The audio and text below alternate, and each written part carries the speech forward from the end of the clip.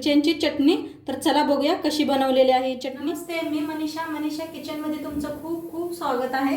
आज आपण बनवणार आहोत चटणी बनवणार आहोत। तर त्यासाठी बघा मी मिरची घेतल्या, टमाटर घेतले ते, 2 कांदे घेतले ते, चिंच घेतलेले, लसूण घेतलाय, पत्ता घेतला इथं आणि शेंगदाणे घेतलेले आहेत भाजून आणि कोथिंबीर आणि पुदिना घेतलेला आहे।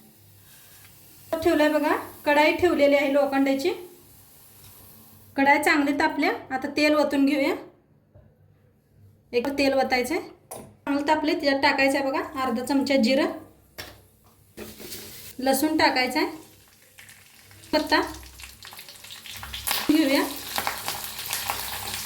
टाकायचे आता मिरच्या मोडून घेतल्या त्या बघा, आता मी हलवून घेऊया।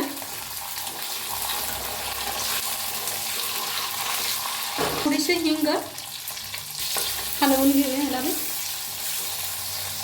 कांदा लांबकळा कापून घेतलाय बघा, दोन्ही बी घेतलंय, आता हलवून घेऊया।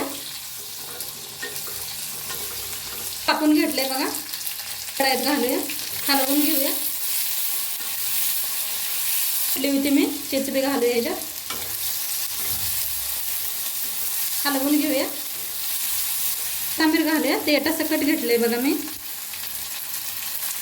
घेतलंय, तर हलवून घेऊया 1 मिनिट बरंच। गॅस बंद करूया, छान आले मिरची कांदा आहे, गॅस बंद करूया।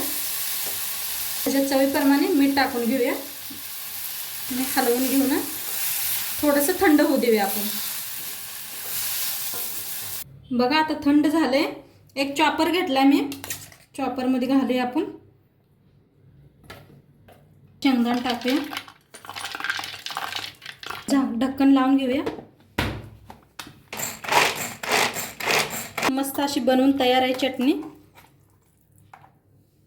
मस्त लागते भाकरी सोबत, चपाती बरोबर तुम्ही खाऊ शकता, नक्की करून बघा। एकदम मस्त अशी चटणी बनवून तयार आहे, मी एका वाटीमध्ये काढून घेतलेली आहे आणि नक्की तुम्ही बी करून बघा। आणि तुमच्यापाशी चॉपर नसलं तरी तुम्ही मिक्सरला बी लावू शकता, मोठं मिक्सरला पिसून घ्या, चांगले लागते चटणी, नक्की करून बघा। आणि व्हिडिओ आवडल्यास लाईक करा, शेअर करा, कमेंट करा। चॅनलवर नवीन असाल तर चॅनलला सबस्क्राईब करा। उद्या भेटूया एक अशीच नवीन रेसिपी सोबत।